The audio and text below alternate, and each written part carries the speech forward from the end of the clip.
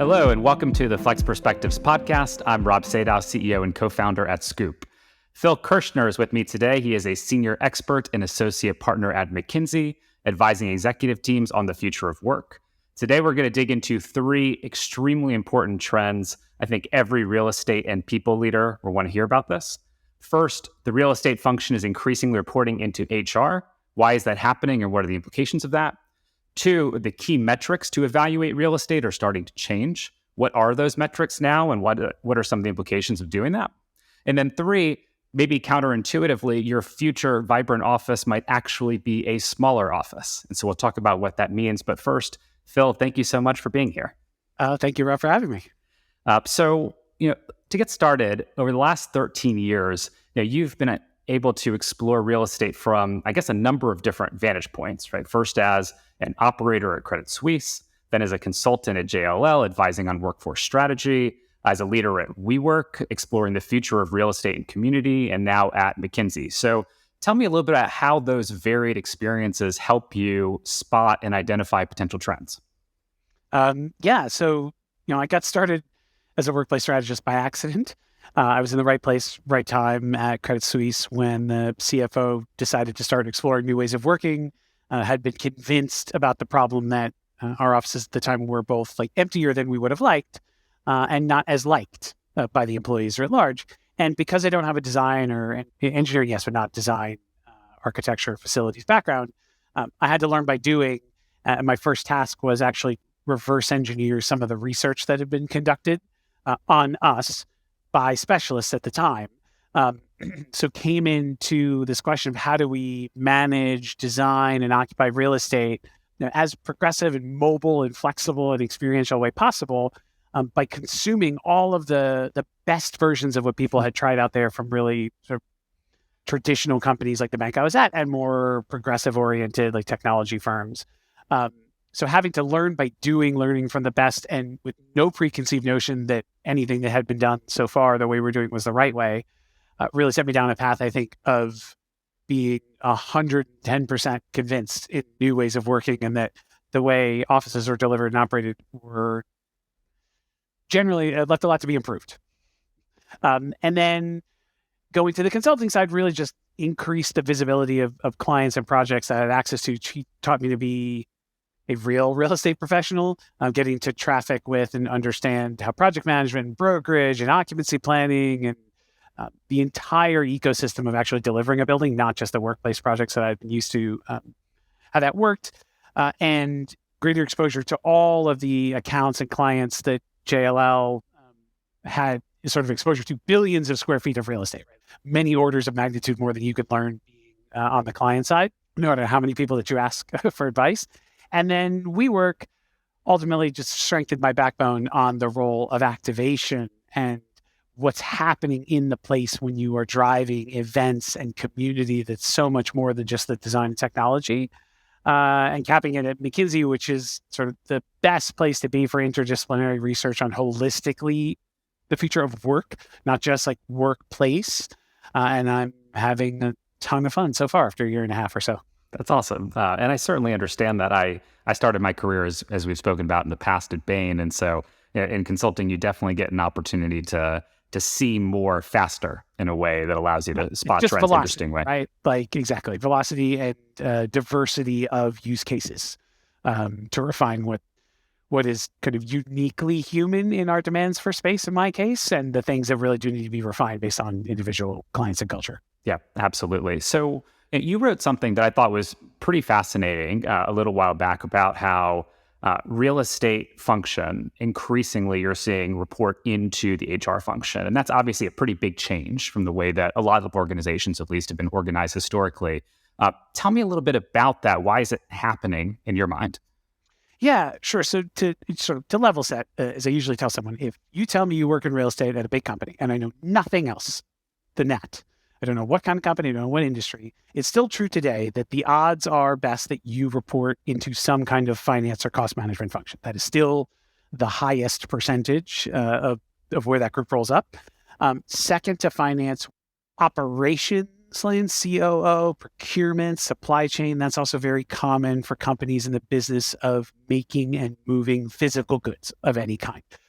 Because again, the sort of supply chain and logistics connection to real estate, it makes sense. And third has always been HR, but that percentage is slowly increasing, even in surprising industries like those that make and sort of move goods, or even professional services or financial services firms where real estate was managed as an asset always. And my thinking about this really was informed prior to COVID, by being in a room full of real estate experts at an industry event, and someone from a consumer goods company stood up and said, we in our group, the corporate services that reported up through HR in that case, think about real estate as an employee relations event and not just an asset. So it still obviously is an asset, but when he said that, I almost like broke my pencil reaching for it so quickly to write that down. And it's stuck with me ever since, this concept of, if you think about place in the impact that it has on your employees and candidates and clients and partners, like the sort of retail and hospitality industry does. Think about the role that place has in how we feel. Very logically, you may find where either workplace on its own or real estate holistically is going to land or be stronger connected to the human resources function, because they are the arbiters of the employee experience writ large. And COVID just ripped the Band-Aid on this, basically, and forced real estate decisions and workplace flexibility into the C-suite in a way that it never was before. And with the policy questions being led by HR, it's a very natural extension to say maybe the right thing for us is to take on responsibility for that function. So it sounds like, if I'm understanding correctly, that in some ways it underlies a strategic shift that maybe already was taking place in some organizations prior, but maybe accelerated given. Yes. Is that correct? Yes, and I would say generally COVID has accelerated trends that people like me already believed in pretty strongly, right? The role of hospitality in real estate, and the fact that sharing was going to be a foregone conclusion at some point, right? Because of the inefficiency of how space was managed before, and the fact that most people didn't like their office. The only thing preventing them from making a more retail-oriented decision about whether or not to go was cultural and managerial pressure and expectation to be there. So now that that's been removed 5 or 10 years faster than we all thought it was going to be, and all of a sudden, it brought it to the table in a way that felt very new, but not unexpected, I think, for someone like that. It's super interesting. And what does that mean about, if you think about the relationship between real estate and HR, that's a pretty different relationship when one reports into the other. What does that mean strategically for the way both real estate is viewed, but also how it might operate vis-a-vis people on a go-forward basis? Yeah, and look, all of this comes back to the fact that any workplace strategist worth their salt would have told you years ago, and still would say now, if you want to get this project done, this new way of working, whether it's a whole portfolio or one site, you're going to need a committee of people working together that is primarily a three-legged stool. It's always IT, HR, real estate. Those players were always working together. They had to. Right? They couldn't avoid each other, but it was largely by committee. And now, in order to deliver more holistic workplace programs spanning the physical and digital, you're seeing the emergence of new, not just new reporting lines for real estate, but new roles, like head of employee experience, head of dynamic work, head of remote, head of virtual first, head of people and place as a potential new title for the head of human resources. So the fact that someone is being elevated at an executive level to head of what it feels like to work here draws that connection between those two roles, like in that straight reporting line. What's different for the person who is functionally responsible for real estate is a need to kind of integrate and understand human capital measures and information in real time. It's no longer sufficient to say, I'm kind of taking average head count or average assumptions of like what groups maybe in what building. Like it needs to be, your leasing system needs to be connected in real time to your people system or your performance system, your engagement survey system, right? So it's all connected at the same time.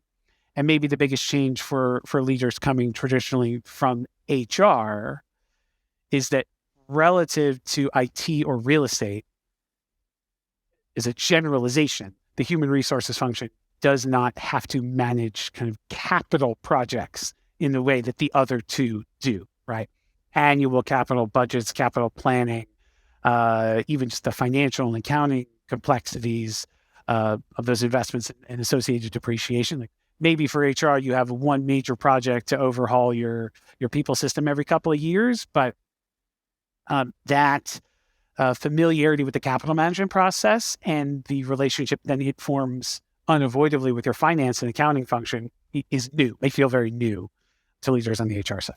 It's very interesting to think about that because while it's not the same bucket of capital in the sense that capital expenditures and operating expenditures get viewed a little bit differently and budgeted differently, the idea of both of those coming together and in theory being under the purview of an HR leader who's responsible for thinking about the overall deployment of that capital is a pretty different kind of like budget experience, than... Yeah. And actually you just made me realize the words kind of connection and community often come up in conversations about the return to the office. So we want to come back because it's something communal that we're missing. And we put out some research a couple months ago about the importance of access to and ability to get after and maintain social capital. And the recommendation from my colleagues who did the research that I really loved was we believe you need to put social capital on the table with all other forms of business capital, just like your literally like technology capital management, real estate capital management. It is something else you have to think of and manage in that way formally, and not just think kind of conceptually or ethereally like, oh, we're here for community. It's like, no, this is about social capital for our employees, which has suffered during COVID, and we need to use place to reinvigorate it in a way that it wasn't before. Makes a lot of sense. I want to go back to something that you started to touch on a couple of minutes ago around the metric evolution and how, as a real estate leader, maybe the metrics you looked at before versus in this new world maybe look a little bit different. I think that's a very interesting topic. Like, tell me a little bit about, classically for a real estate leader, what are the couple of things that you're really staring at or measuring on a regular basis, and how is that maybe evolving in this new structure or way of working? Sure. So the balance historically, there were always three primary types of metrics for workplace. I used to hear a lot called the 3 E's. It's efficiency, less or better used, effectiveness, how productive largely can your employees be like in the space, and then the experience. But the balance was very heavily skewed towards efficiency, with the top metrics being probably total occupancy cost per something, either per human or per seat or per location, sort of fully loaded, right? What am I paying for my lease, my electricity, my facilities management? Then some measure of occupancy or vacancy, how many humans are in theory assigned to this space, and sort of conversely, how many desks and offices that we have don't have names on the door because the number of people assigned to this space is less than the number of seats that we have in it. And then some measure of density. And density was almost always like square feet per person at a time when the industry really meant square feet per seat. We were talking about how the space was built, not occupied. But pre-COVID, almost one-to-one assumption. I could say people are, and it's supposed to mean the same thing, even though those two things are very different. Yeah, the math seems a lot more straightforward in a world where people are in the office, presumably 5 days a week, and I can draw that correlation really easily. Right, and that people are not seats are not people problem used to drive me. It still drives me nuts, but I was talking about that quite frequently before COVID. Now, maybe where your next question likely is what metrics have changed. The problem is no longer avoidable, that they are different. Yeah, and as they maybe untether a little bit, and the real estate function is both thinking about what is the right way of evaluating our function, but also what's the right way maybe of evaluating it in the context of overall employee experience or the investments that we make. What are you starting to see as maybe new metrics or new focus points that weren't there previously? Yeah, I think, so kind of following the density point, right? Like you said, the translation is harder now. Even when you say per person, and I can clarify with you that like you are talking about humans and not seats. Like, great, I'm on the same wavelength.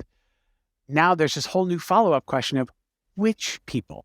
Is it sort of all humans that work for you within a potentially commutable distance of this building? Is it all of them, excluding the ones that you know are never expected to be in the office because either they were or they are now fully remote? Is it just the humans who are in the building today? What even was perceived to be a simple metric before is no longer simple because you need 6 layers of footnotes to articulate which one are you talking about, which makes it much harder to benchmark against anybody else, which I find sort of executives are looking for this benchmark. What is the new answer on density? I'm like, I don't even see 3 clients in a row using the same definition of that same word, so it's very challenging.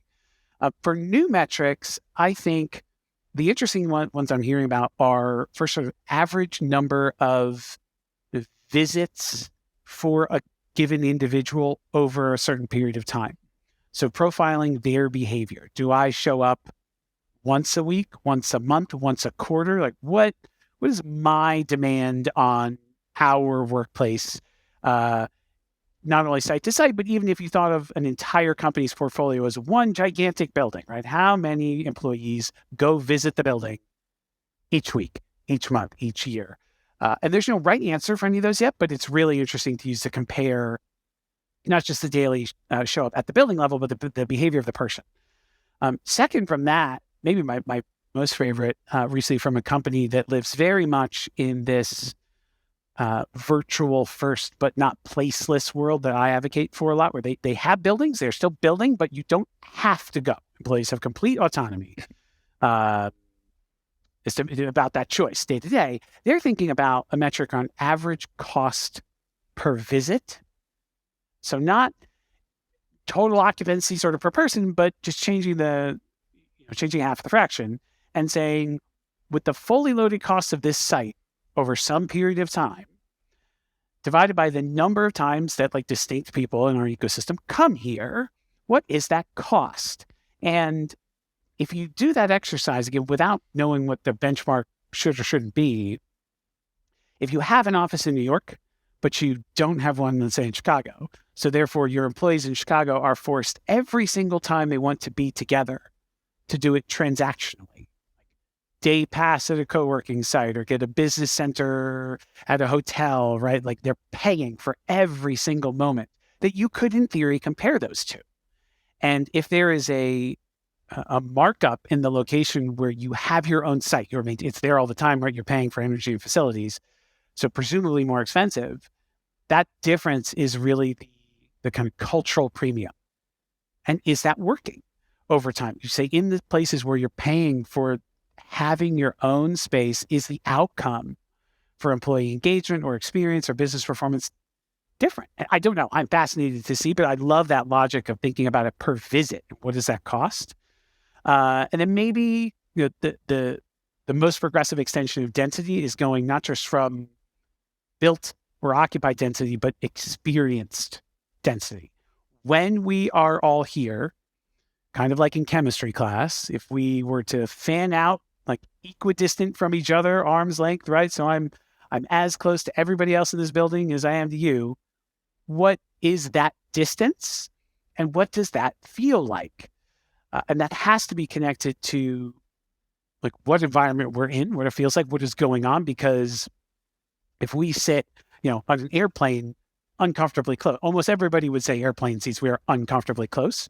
But it's not that much closer than you might be at the hot restaurant in town when the whole experience is like, oh, this is okay. This is hospitality. This is vibe. So my perception of what closeness means changes. So those like visits per person, cost per visit, and sort of experience density, I'm really excited to see companies starting to wade into. I want to dig deeper in a second into that experience density because I find that topic to be very interesting. Just before you go there, one thing that strikes me as you're describing the different types of things you might want to measure and even translating that not just from measurement, but to outcomes. You were talking about things like engagement. I can imagine other things like promotion, retention, et cetera. Do companies have the data and like the data systems today to actually be able to track this stuff? Or how prepared are organizations beyond just going through the thought process to actually be able to say, look, if we want to go figure this out, we actually have the data and systems to be able to do that? Yeah, I think a lot of large enterprises are actually more prepared for this than maybe they realize. Years ago at Credit Suisse, when I was still on the occupier side, and starting to think about, we've rolled out our mobility programs of sharing in some sites that were large enough that we realized, like, well, hold on, like we've got maybe a third of an entire city in this program now, so it's a quorum. Can we tell if it's working, not just on our terms in real estate, on utilization, but on somebody else's measure, largely like HR? So I went to human resources at the time that had a sort of full operating people analytics function, right? PhDs and data scientists, and asked them, hey, take engagement, right? Engagement or performance, or attrition. How many ways can you slice and dice that information? You just take the engagement survey. And I remember them joking to me then that they're like, oh, we have everything. We could even slice it by, people's favorite color, even though they've never told us. Like, we know everything. It was very confident. Besides all the easy stuff, right? Are you an early tenure employee? Are you a manager? Are you a man? Are you a woman? Are you in, this place or that place? So I said, great. We've just moved a third of a city into a wildly new way of working. Can you please show me the results for them versus everybody else? And it seemed like such a simple question. But I was surprised to find out they're like, actually, no, we can't, because we can go down to the city level, but we have never thought before that the sub-city location as a variable would matter. And this had nothing to do with remote. This was just old space, new space, assigned space, shared space, big cavernous office, little itty bitty desk, right? Any other variable. Like, we've never thought about that, which was first surprising, not now in retrospect, but the answer to then get it wasn't complicated. They said, oh, like it's just another column. Like, if you can help us stratify everybody by old space, new space, shared, not whatever the variable is, we can just put it through our existing mechanisms and reporting and analytics to see if it makes a difference. So the mechanism was there, the expertise was there. They just never considered the variable. And now it's the same, right? If you have a variable somewhere in your people system about someone's work location or flexible behavior, not what policy is applied to me, but like, what am I actually doing? Going back maybe to that average visits per some period of time. Like, are you less than 25%? Are you up to 50? Or you said just put people into a bucket and then do the same analysis you've been doing for years for a variety of other reasons. Around, diversity issues, right? For years, companies have been looking at sort of pay equity or promotion velocity for different groups of people. The analysis is there. It's just a new piece of information and realizing that it can matter to human capital outcomes and business outcomes. Yeah, makes perfect sense. So in some ways, it almost feels like the bigger challenge is getting organizations or even internal alignment within an organization around, is this the right way to look at this? How are we going to measure? What do we care about? And then we have a lot of the data. We need to cross it with maybe a new location or office usage or something like that type of variable. But that starts to give you some pretty interesting understanding of what you're doing. Yeah. And the companies I think have been most comfortable doing progressive things post-COVID were the ones that had a language for that before. There was no right or wrong, but they were already presenting information about utilization site to site, or the, in the same breath of saying, oh, have we, promoted population A faster than population B? They're also saying, have we, like one of those A or B populations is remote or not? They were doing it before. So their executives have just understood the discussion and are now like panicking about never having thought about this before, or struggling with assumptions about how space was being used or experienced before. They can just tighten the screws on ratios or think more comprehensively about what to do to support those groups if the balance isn't whatever they want it to be, instead of panicking that we don't have it, we don't know.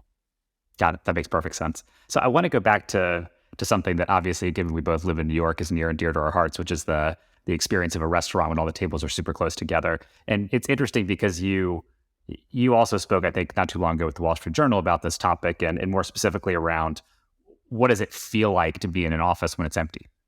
And what are the implications, not just for that person, but culturally across an organization of an empty office?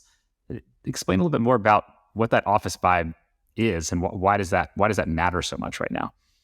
Yeah, I think we all know what vibe and energy is. We just aren't used to experiencing it in something that we think of as the office. Probably the most common question me and all my colleagues at WeWork that were doing executive tours over and over and over again was some version of, why does it feel like this? Like, I can see the elevator. I just got here. I'm still holding my coat. I haven't even come to like find the person I'm meeting with yet. Why does it feel like this? What is going on around me? And the answer, of course, then was a very carefully curated series of, technology, music, people, design, like algorithmically fine-tuned to make it feel like that. But most companies at the same time always struggle, and I'm as guilty as anyone, in a like traditional, even very well-designed office environment, the energy somewhat naturally gets diluted. We don't put the center of gravity of all the energy like on display. We don't activate it enough to make people feel safe to work there. Designed many beautiful lounge spaces where, prior to opening, we say like, this is where everyone's going to hang out. But it's a bank or a professional services firm. And like, people don't end up hanging out there because it's not culturally acceptable to like sit on the couch. And if it's not okay for 10 people to sit on the couch, like the snowball won't like start rolling, right? To keep that energy there. And almost every corporate real estate or facilities management professional has been trained over years to fear the red line. It is always a scarcity mentality. What if we don't have enough space? And this was even when, peak daily utilization for a knowledge worker oriented company might have been in the 80%, never 100, right? But even then, like a feeling of scarcity was really scary, because if you grew too fast, if things were too crowded, and you were told we need more, it could take years, right? Like, you can never get space quickly. So we've been conditioned to stay very far away from the red line.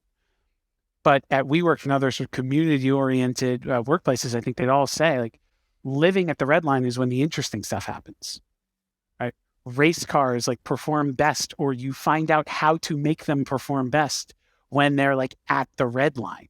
That's when, when there is a little bit of scarcity of space, maybe that one person is always like, I kind of wish I could work on the couch, but no one else does, so I'm not going to.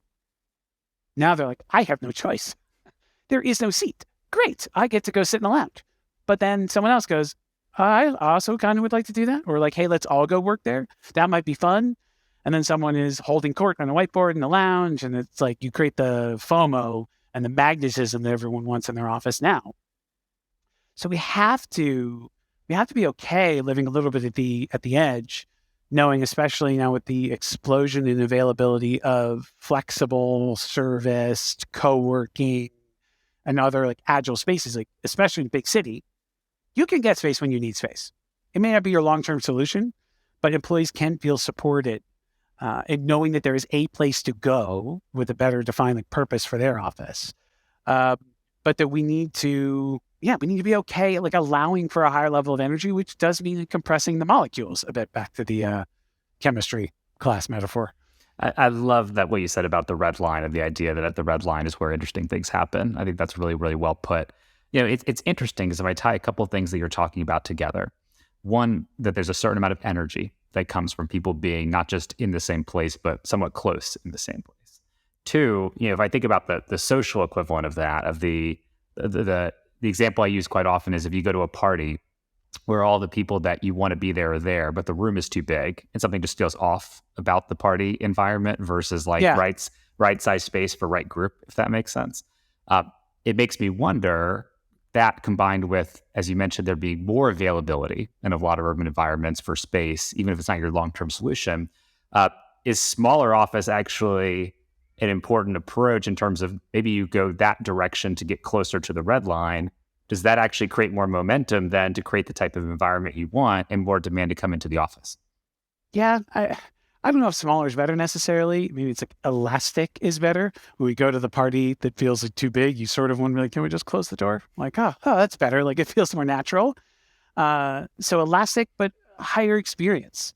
Their Standard Chartered Bank, to their credit, I think created a program, the name of which I have now seen appearing in other places because it's so clever, around creating sort of like half the space, twice the experience, which I think for the landlord version of that also is like, yes, I might sell you half the space in the future, but I will charge you twice as much for that space per square foot because in theory it is better, right? It is more digital, more flexible, more service oriented, more hospitality. That's what we want. We will pay more per capita, like for a smaller version of a nicer thing.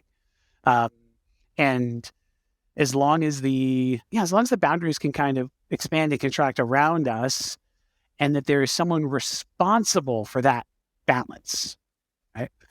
In any sharing environment before, could almost like guarantee to a client, say, look, I promise you, this is going to work. It's going to be fine. At the environmental level, we're not doing anything so crazy that you really will ever be in a point of scarcity. But there will be balance issues room to room, neighborhood to neighborhood, right? It's very hard to solve at the micro level. So as long as you're prepared for that elasticity, you're messaging to people that you may have to like move to a different room at the party, and that there's someone who is the party host, using your sort of analogy, keeping an eye on that and actively messaging, they're like, I'm here for you to help resolve the balance issues. That's really engaging. And not just assume that you're going to know the right answer and you will not be able to like get over that line and leave it and assume it's done. Yeah, it makes perfect sense. And it really ties back to that metric point you were making before around the experience per unit of investment or square foot or however you want to think about it in the office. Maybe just one last question on this topic. It strikes me that there may be implications then over time for the number of properties or offices that companies operate. And does this lead you to, do we still believe that in the future you're going to have the really large corporate headquarters? For example, the Microsofts in Redmond, for example.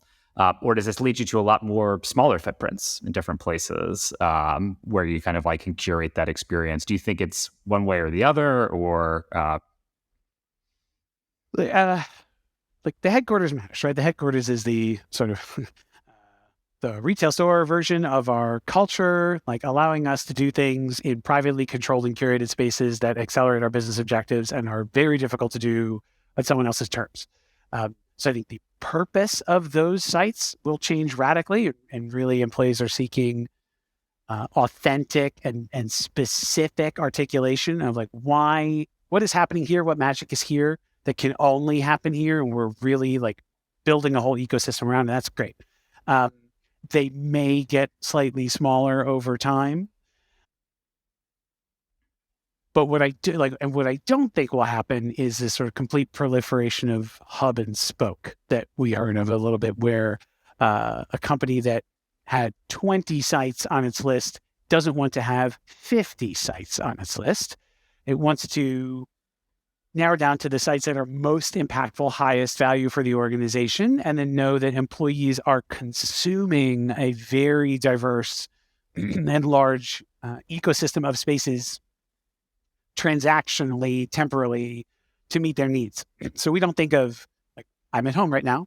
McKinsey does not think of my house as part of our workplace portfolio. It is, in a way, right? It's like all the places that are serving us. And we do need to have a good handle over the decisions that employees are making about where to go and what to consume that isn't ours, so that we can follow those sort of desire path of like where employees and teams are going to places and signaling we want to be in this part of town or this kind of resource. If it's happening a lot, that is an opportunity to maybe step in and say, there's something I can control there or make the experience better for you. by taking ownership of the shell, we can control every little aspect. But until then, knowing that at any one time, 50, 60, percent maybe of your whole consumption of space, all of your people, isn't yours and will be done like as a service. We do that in so many other elements of our business. It's just been really scary historically to think about doing that in place. Yeah, absolutely. What an amazing change and experience over the last few years to go to a world where 50 to 60%, may not be at yours. So, right. So, Phil, this has been awesome. Every episode we end with a couple minutes of rapid fire questions just to learn a little bit more about you and your interests. So I'm going to throw a few things out at you. Okay? Sure. All right. So let's start with the early days. What was your very first job? My first paying job was doing desktop support at a market data company down on Wall Street here in New York, where I'm from. So that was an amazing entry just to financial services. So, I used to eat lunch in the courtyard of World Trade Center. So I started young here and getting the Wall Street commute, kind of got that bug for the speed of it all. That makes sense how you end up in Credit Suisse then doing that. So yes, that's exactly how. All right. What's the best book you've read lately? Best book, most influential book during COVID. We even have it here. This one. A World Without Email by Cal Newport.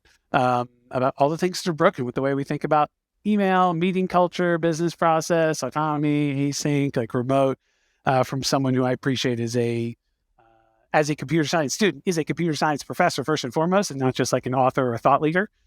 So that, it is the closest book within reach to me sitting here during COVID and has stayed that way. I will have to check that out. Video conference. Are you typically video on or video off? Video on, but fewer meetings. Good answer. What show or movie are you obsessed with right now? I will be obsessed with Ted Lasso season 3 when it comes out. I love Ted Lasso. Re-engaging with The Mandalorian as of this week. So excited about that. But yeah, very much wait for Ted Lasso. It's great. Favorite office snack? Barista made cappuccinos. Does that count as a snack? I'm a sucker for a good barista line. Yeah, sure. Why not? Favorite piece of flexible work software? There's probably two categories of software which I have loved and used sort of personally, which are harder to use in a much more corporate context. I don't want to pick like a favorite, but one would be sort of the low-code, no-code database creating or like really dynamic document creating tools. So like an Airtable or Notion. And then on the other side, the sort of asynchronous voice and video sharing and recording tools like a Loom or a Yak. Microsoft and Slack have versions of that, but I loved the smaller, more lightweight ones when I was working on my own, especially. Totally. Makes sense. One future of work or workplace thinker that you really admire and respect?